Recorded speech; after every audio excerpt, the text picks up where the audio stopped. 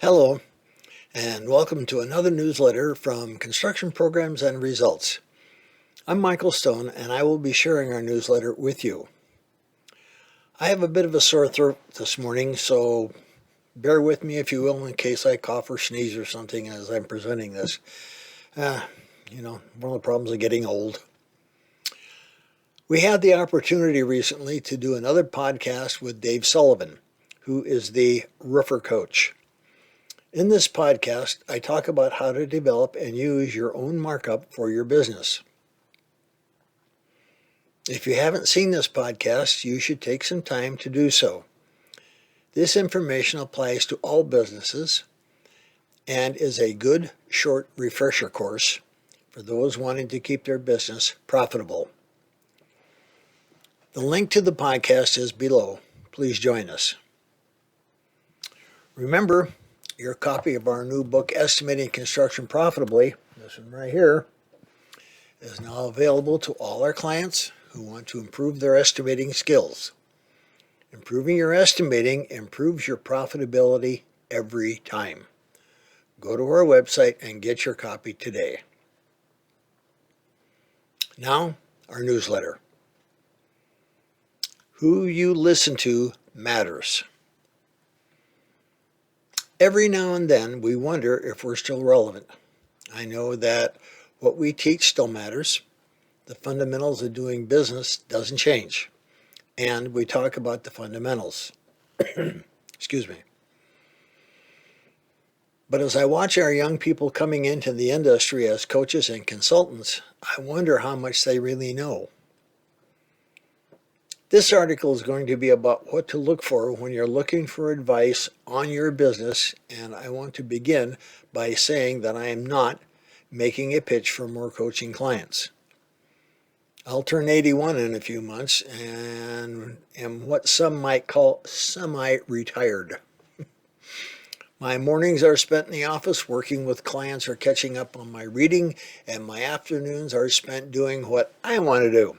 Woodworking, fly tying, fly fishing, and keeping our home in good shape. I'm concerned about what's coming into the industry behind me. I believe there are business coaches in the construction industry who are doing a decent job, but there are others who give me a lot of concern. Truth be told, I never went to coaching school. I haven't been through any special courses on how to be a business coach. I began coaching after writing the book Markup and Profit, A Contractor's Guide, and then spending hours either on the phone or in person with contractors, helping them get out of debt, become profitable, and start running their business instead of having their business run them.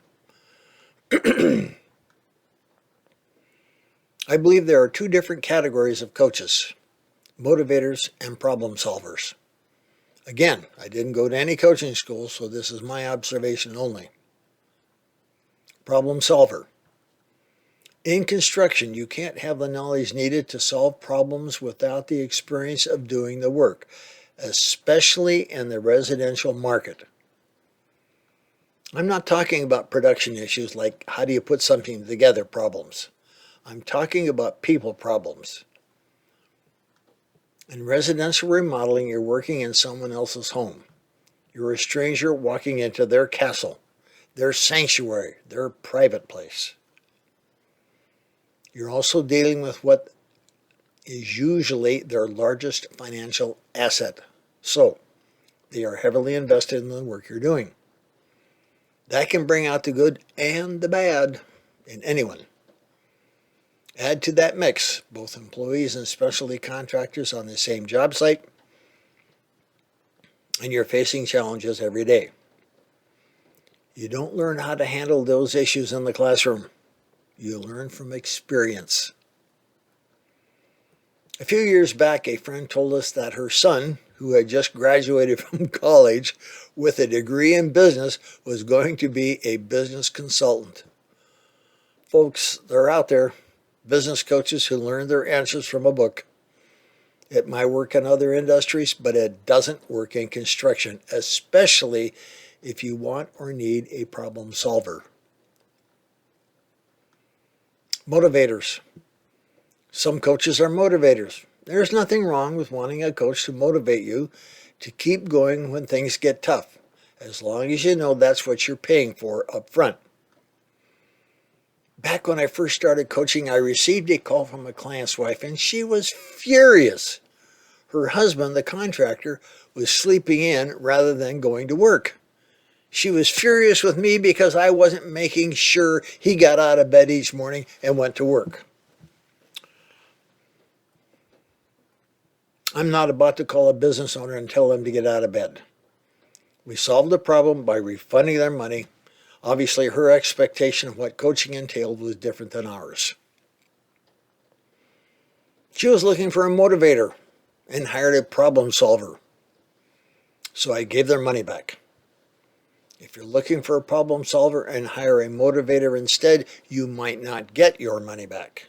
Make sure you know what you're getting before you hire. Here are a few suggestions when you're looking for a coach. Have they done the work? If you want a problem solver and the person you're talking to didn't spend 20 years in the field before becoming a coach, don't count on them as a problem solver. They might be able to give you answers they learned in a book, but they don't have enough experience in enough different situations to be able to help when problems really arise. And if you're looking for a motivator, they might be okay. Do they sell their services without knowing what you need? If they start their sales pitch 30 seconds after meeting you, their interest is in the sale. They care more about getting clients than they care about giving clients what they need. Do they sell their services on emotion?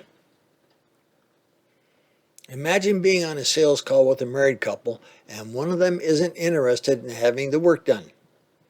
You need the sale, so you join the other spouse in browbeating them. It's selfish if you don't want to spend the money for something else.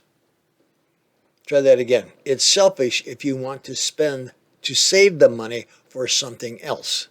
If you really love them, you give them what they want. Once that contract is signed, how well do you think that job will go? Relationships built on emotion don't last, and if someone pressures you to sign up for their services by saying it's what your spouse wants, or you're a loser if you don't sign up, that's selling on emotion. Frankly, it's emotional blackmail. Recognize it, control your emotions, and walk away. Are they someone you can respect? The late Jim Rohn, a motivational speaker, said, "You are the average of the 5 people you spend the most time with." Is the person you're talking to someone you can respect? Your coach won't be your best friend, but they need to be someone you'd like to emulate. Let's wrap this up. I don't believe everyone needs a business coach. You need to continually work on your education because we all have short memories and forget what we learned a few years ago or even a few months ago. If you've read our books, read or listen to them again.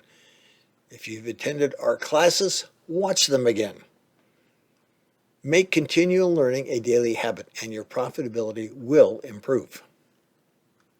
It's also helpful to have a mentor. Someone who has a proven success and is willing to help you stay on track in your business. I had a couple of mentors early in my career who changed my business mindset, and it made all the difference in my success. A business coach can help you work through your problems, even those you might not be aware of. They can help you increase your profitability, which is the first priority, and grow your business if that's important to you. However, you can do a lot of that on your own if you're diligent with your education. Whatever course you take, it matters who you listen to. It matters who you surround yourself with. Choose carefully. Thanks for watching, and may the profits be with you.